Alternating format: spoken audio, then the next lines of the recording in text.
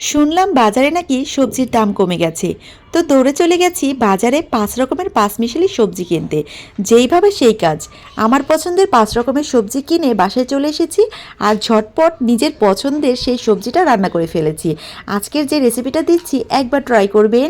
ইনশাল্লাহ আপনি 1 সপ্তাহ যাবৎ এই একটা রেসিপি বারবার ট্রাই করতেই থাকবেন।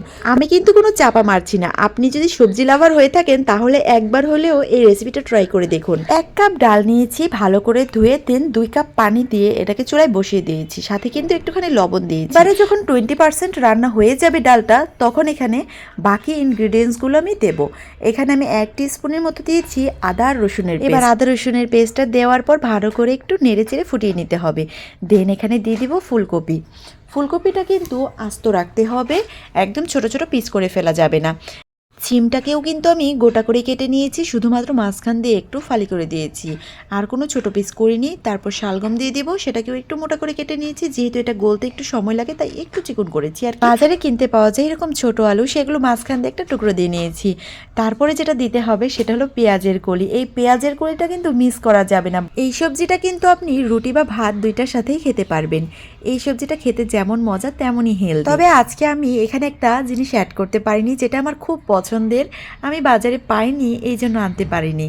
এখানে আমি মটরশুঁটিটা দিতে পারিনি, যদি আপনার কাছে থাকে তাহলে মটরশুঁটি দিয়ে দেবেন।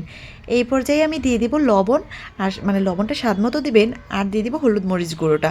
সেটা কিন্তু একদম সামান্য পরিমাণ, শুধুমাত্র একটু রং হওয়ার জন্য, এর বেশি দেওয়াই যাবে না। এবার পেঁয়াজ আর কাঁচা লঙ্কা দিয়ে দেবো। কাঁচা লঙ্কার পরিমাণটা খুব বেশি দিবেন, যেন কাঁচা লঙ্কাটা দিয়ে এই সবজিটা ঝাল হয়। কিন্তু হলুদ মরিচ গুঁড়োটা জাস্ট কালারের জন্য দিবেন। তারপর পেঁয়াজটাও দিয়ে দিবেন পরিমাণ করে। এবার সবগুলো একসাথে ভালো করে মিশিয়ে নিতে হবে। আমি কিন্তু 2 কাপ পানিতেই আজকে পুরো সবজিটা রান্না করছি। এখানে কিন্তু আর ভুলেও পানি অ্যাড করা যাবে না। তো সবজিটা এক পাশে হতে থাক, অন্য পাশে আমি বাগারের জন্য তেল দিয়ে দিলাম প্যানের মধ্যে। দেন এখানে দিয়ে দেবো 1 টিস্পুনের মতো জিরে, আস্ত জিরে, আর সাথে দিয়ে দেবো একটা তেজপাতা, রসুন কুচি, পেঁয়াজ কুচি, এগুলো দিয়ে ভালো করে একটু বেরেস্তা করে নিব। সাথে 2টা শুকনো লঙ্কা দিতে পারেন, দিলে সুন্দর একটা ফ্লেভার আসবে।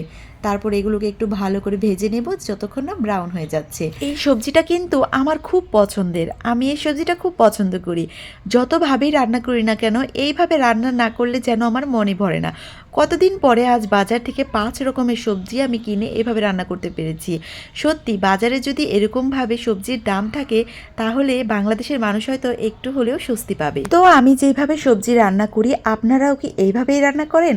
যদি রান্না না করেন তাহলে এভাবে একবার ট্রাই করে দেখবেন কতটা মজা হয়। এবার রান্নার শেষ, চুলাটা অফ করে দেওয়ার পর ধনিয়া পাতা দিয়ে দেবো। বাই দ্য ওয়ে, আমার ভিডিওটা আপনাদের কাছে কেমন লেগেছে সেটা কিন্তু অবশ্যই কমেন্ট বক্সে জানাবেন। যদি ভালো লেগে থাকে লাইক আর শেয়ার করে দেবেন। আর এইভাবে অবশ্যই একবার বাসায় ট্রাই করবেন, আশা করব সবার খুব ভালো লাগবে।